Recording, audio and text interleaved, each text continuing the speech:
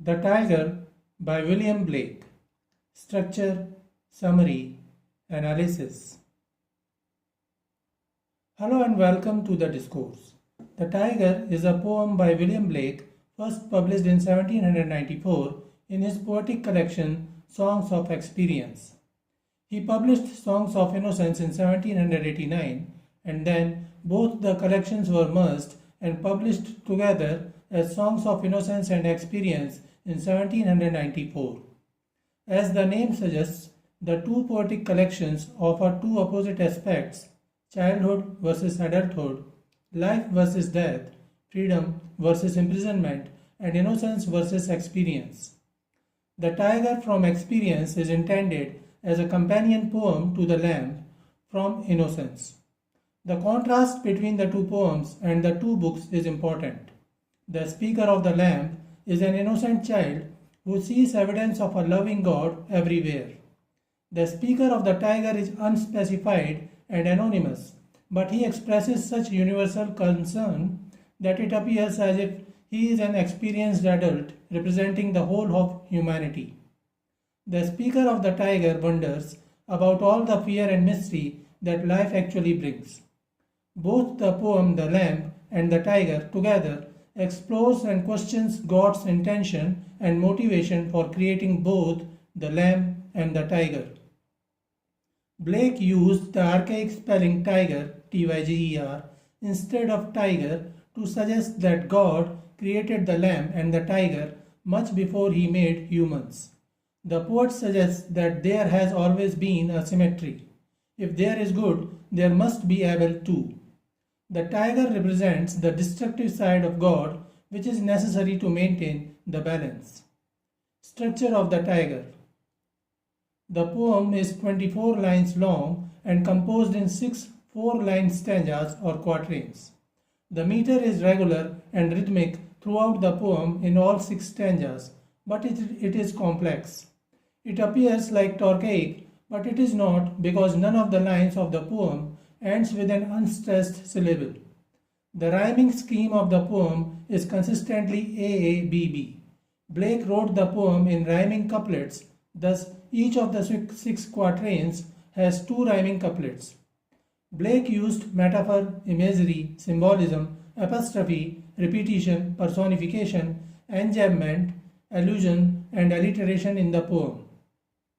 The poem explores the themes of creation and the nature of God, duality and coexistence of good and evil, innocence and experience, moral ambiguity, and the existence of contraries and paradoxes. Summary of the Tiger, stanza 1, lines 1 to 4. Tiger, tiger, burning bright, in the forests of the night, what immortal hand or eye could frame thy fearful symmetry? The speaker begins by praising the tiger, as he is amazed by the beauty and fierceness of the tiger. He uses apostrophe by asking a fearsome tiger what kind of divine being could have created it. What immortal hand or eye could frame thy fearful symmetry? Neither the tiger nor the creator could answer him. However, the question is not who created the fearsome tiger. Rather, it is about the nature of the creator who also created the lamb. The child speaker of the poem, The Lamb, can identify God as the creator of the lamb because the small creature seems to represent joy, love, and freedom. But the tiger is just opposite to the lamb. Only God could create such symmetry. God created the tiger too, who represents fear, violence, and tyranny, but it is hard for humans to understand the motive for this symmetry. The fearful symmetry suggests allusion, one referring to the tiger and the other referring to the symmetry that the creator maintained by creating the tiger and the lamb. Blake used metaphor, burning bright, which refers to the tiger's bright yellow fur as it roams freely in the forest at night. Stanza 2, lines 5 to 8. In what distant deeps or skies burned the fire of thine eyes? On what wings dare he aspire? What the hand dare seize the fire? The speaker continues apostrophe by casting more rhetorical questions. He questions the inspiration of the creator. He focuses on the fiery eyes of the tiger. The poet is astonished by its color and stature. He questions which wings inspire him to create such a wonder and what type of hand has the power to seize such fire.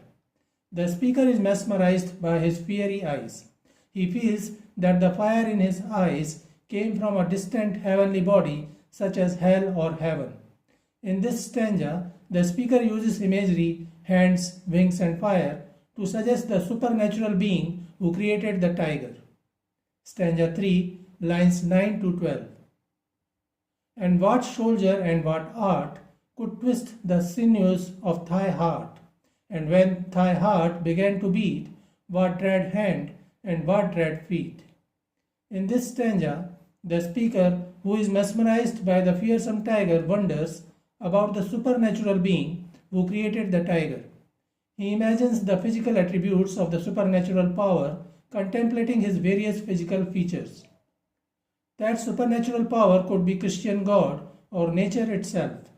Stanza 4, lines 13 to 16. What the hammer, what the chain, in what furnace was thy brain? What the anvil, what dread grasp, dare its deadly terrors grasp? In this stanza, the speaker wonders what the tools the supernatural power might have used to create the tiger. He mentions hammer, chain, furnace, and anvil. These are all industrial tools which allows the stanza to build the noisy and fiery atmosphere of a metal workshop. These tools symbolize a certain type of creativity in which skill and vision alone are not enough. Rather, the creator also needs willpower and bravery to build meaningful creations. These tools allude to the Industrial Revolution England was going through during that period. The lamb, the fields, and the pastoral settings suggest peace, calm, innocence, and serenity. The tiger, the factories, the chimneys, and the Industrial Revolution symbolize fear, tyranny, and evil. But there is moral ambiguity. There is symmetry. These symbols are used to suggest that artistry, ugliness, and danger all exist nearby, that the good and evil are contrary to each other, but they are bound to coexist.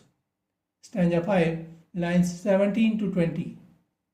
When the stars threw down their spears and watered heaven with their tears, did he smile his work to see?